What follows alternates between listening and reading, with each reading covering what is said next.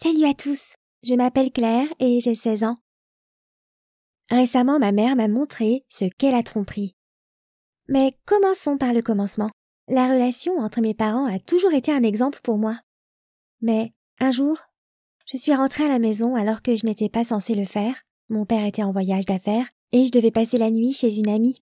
Je suis effectivement allée chez elle, mais elle est tombée malade. Un truc en rapport avec son estomac. Et nous avons décidé de reprogrammer notre soirée pyjama. Bref, je suis rentrée chez moi vers minuit et je les ai vus. Ma mère embrassait un inconnu dans notre salon. Pour être honnête, j'ai flippé. J'avais bien remarqué que mes parents n'avaient plus cette étincelle entre eux depuis un moment. Mais de là à se tromper, après m'avoir vu, l'homme a pris ses affaires et s'est littéralement évaporé de notre maison. Ma mère et moi étions sur le point d'avoir une conversation sérieuse. Elle est restée assise là, l'air coupable, et je lui ai fait la morale. C'était comme d'habitude. Mais cette fois, c'est moi qui jouais le rôle de la mère. À la fin de notre discussion, nous avons convenu qu'elle devait en finir avec cet homme, et moi, en échange de mon silence, j'aurai l'iPhone 11. Je ne le dirai pas à mon père de toute façon, parce que je ne voulais pas gâcher leur relation. Donc, chantage ou récompense.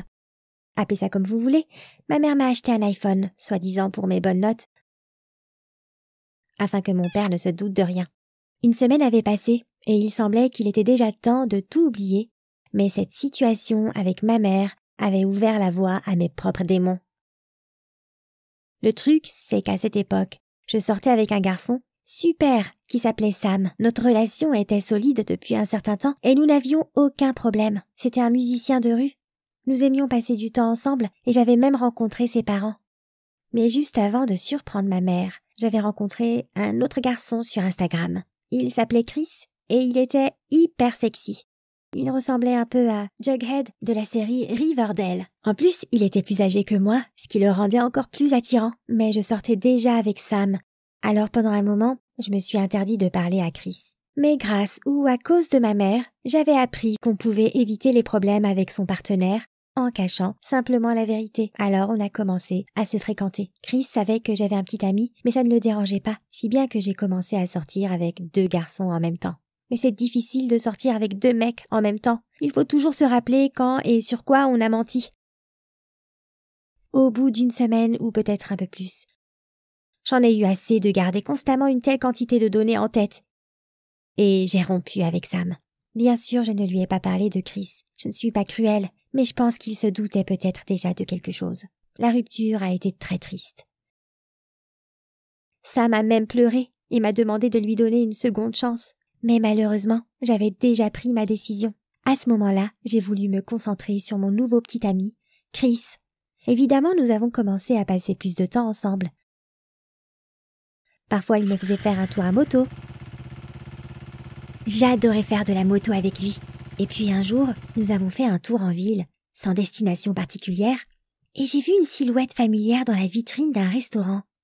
Chris s'en est approché à ma demande, et il s'est avéré que ma vision ne m'avait pas trompée. C'était mon père. Ça semble parfaitement innocent, n'est-ce pas? Je veux dire, mon père a le droit de manger dans un restaurant, comme n'importe quelle autre personne. Mais il se trouve qu'il était en compagnie d'une jeune femme, alors qu'il nous avait dit à ma mère et à moi qu'il était parti pour un autre voyage d'affaires. Un peu plus tard, ils se sont embrassés et à ce moment-là, il n'y avait plus aucun doute sur le fait qu'ils étaient amants. Ce soir-là, ma mère était occupée à la cuisine et mon père était de retour de son voyage d'affaires et se reposait dans la chambre. Je suis allée le voir et lui ai dit que je savais tout de son aventure. Je ne pouvais pas blâmer mon père, car ma mère avait fait la même chose. Mais j'avais besoin d'un MacBook tout neuf.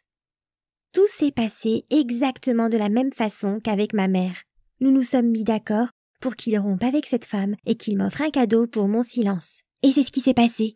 Quelques jours plus tard, j'avais un MacBook tout neuf pour ma bonne conduite. Ma mère était un peu surprise et me connaissait. Elle aurait pu se douter de quelque chose. Mais elle n'a rien dit. Sans connaître les circonstances, on pourrait penser que j'étais la fille idéale, à en juger par les cadeaux que j'avais reçus. Mais maintenant, je savais clairement d'où venaient mes tendances à la tromperie. Mes 2 parents la pratiquaient. Malheureusement, je n'ai pas réalisé à quel point c'était grave à l'époque. À un moment donné, j'ai senti que Chris était mon âme sœur. Chaque fois qu'on se voyait, Je l'appréciais de plus en plus, mais à en juger par l'attitude de mes parents et par la mienne. Je savais qu'il était plus facile de tromper l'être aimé qu'il n'y paraissait. Alors j'ai commencé à devenir parano. Quel dommage que je ne fus pas médium pour pouvoir lire dans les pensées, parce qu'une question s'est posée dans ma tête. Et si mon Chris adoré me trompait? À cause de cette pensée, je me suis mise à le soupçonner sans cesse. Il avait 10 minutes de retard pour un rendez-vous? C'est qu'il voyait une autre fille. Une fille avait liké sa photo sur Instagram? Il me trompait avec elle. Je sais que ça peut paraître bizarre aujourd'hui, mais j'étais vraiment inquiète à l'époque. Ironiquement, plus j'essayais de le lier à moi, plus il devenait distant. Un jour, il a organisé une fête pour son anniversaire et a invité beaucoup de gens. Et un détail m'a dérangée.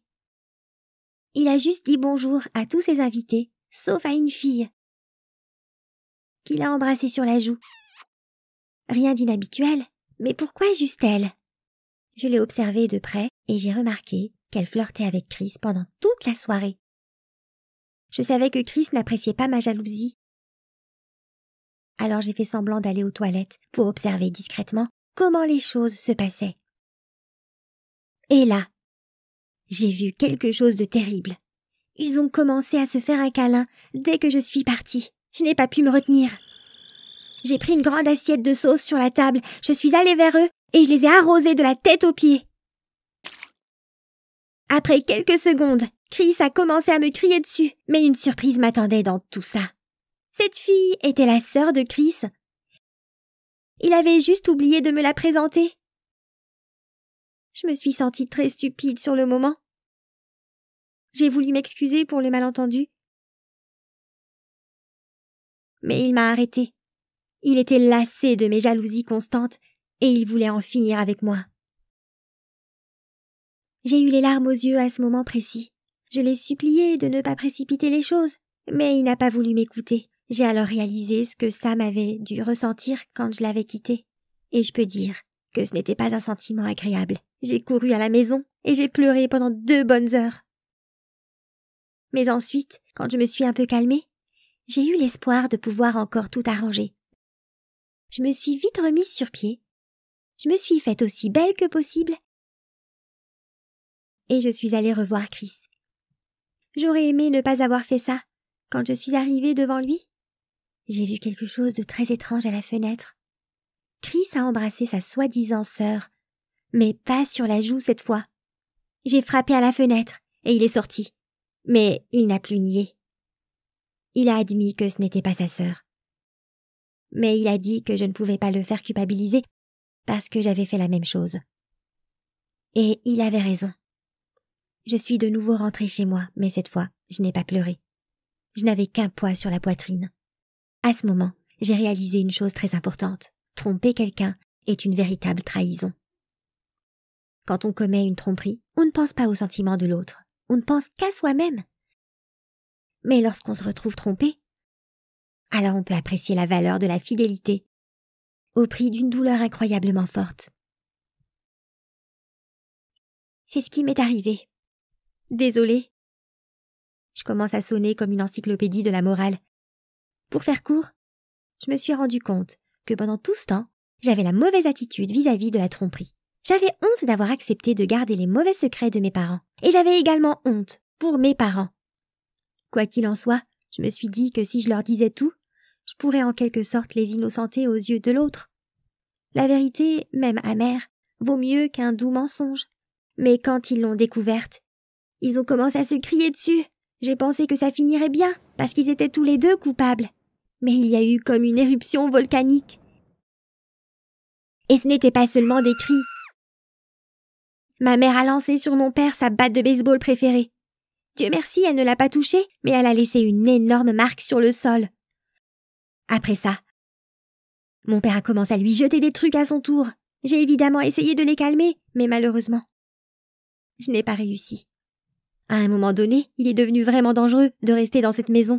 Alors j'ai couru dehors. À cause des cris, tout le quartier s'est rassemblé et est venu assister au déroulement des événements. Heureusement, personne n'a appelé la police. La dispute a duré environ une demi-heure. Et quand le calme est revenu, je suis retournée à l'intérieur. On aurait dit qu'un ouragan était passé par là. Mais Mes parents étaient tous les deux indemnes. Désormais, ils se partagent leurs biens et discutent de qui va avoir ma garde jusqu'à mes 18 ans. Et même s'ils divorcent, je suis quand même satisfaite de leur avoir tout dit.